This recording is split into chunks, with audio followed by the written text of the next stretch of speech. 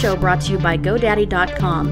Use promo code TVI5 and get 10% off any order. Over the last year, we've heard about a variety of tablets. Michael Arrington of TechCrunch fame was coming out with a pad specifically for surfing the internet called the CrunchPad. And it hasn't come out yet, and as Business Insider points out today, it's running a little bit behind schedule. But that being said, we've got a lot of tablets that are in the pipeline for sure, like the Courier from Microsoft and the Apple tablet. Well, not for sure, but we'll end up seeing what happens with those things. Talk about the future of tablets, we bring in a couple technology journalists. First off, Rob Enderle from the Enderle Group. Rob, thanks for being on the show. We really appreciate it. Good to be here. Also, Harry McCracken joins us from Technologizer. Harry, thanks for being on the show as well. Hey, Randall. So we've had, tablet fever over the last little while. Rob, what's the future of the tablet look like to you? Well, it certainly looks brighter than it did. I mean, we've had tablets now for quite some time. Fujitsu's actually sold them into healthcare since before this decade. And for the most part, they've been vertically oriented, primarily targeting markets that have an awful lot of forms. And even they're not deeply penetrated, but that's where they had the most success. Now they seem to be going much more broadly into the market, and I think you could argue that ebooks are kind of tablet versions with products like the Kindle, and of course you've got a number of products that we'll probably be talking about that are coming. Yeah, I mean, it's been, people have been rumoring the Apple tablet for quite a while, and people have been expecting sort of a multimedia slant on the device. Harry, this rumor's been persisting for a while. It seems like it's gaining steam. Do you think next year we're going to kind of see a surge of these multimedia-centric tablets? I think people are definitely going to try. I mean, I think the chances are extremely high we'll see something from Apple.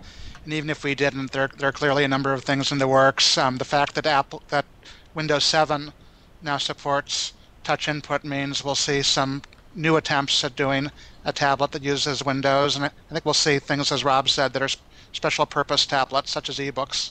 Yeah, we've seen, like you mentioned, the ebook reader market sort of exploded.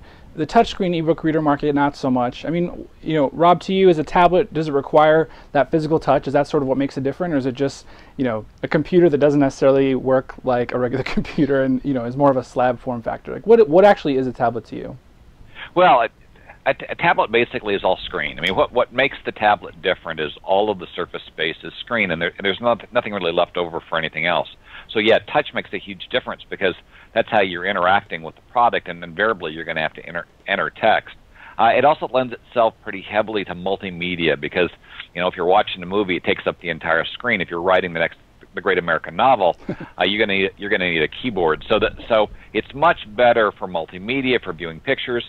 I think I would argue for browsing the web, but probably not that great if you're typing an awful lot of stuff on the web, though it's fabulous for forms because a form popping up on a tablet looks pretty much like a form does on paper. And of course, if you're going to sit down and just read something, tablet form factor also leverages itself very well because it's comfortable in the hands and kind of feels like reading a piece of paper or a book. Well, it kind of seems like these are augment devices, right? It's not going to be your primary machine where you're always using it and you're always doing things with it. It's more of like when you want to surf the internet and not necessarily be tethered to your computer, et cetera, et cetera. I mean, Harry, the CrunchPad is specifically designed to surf the internet.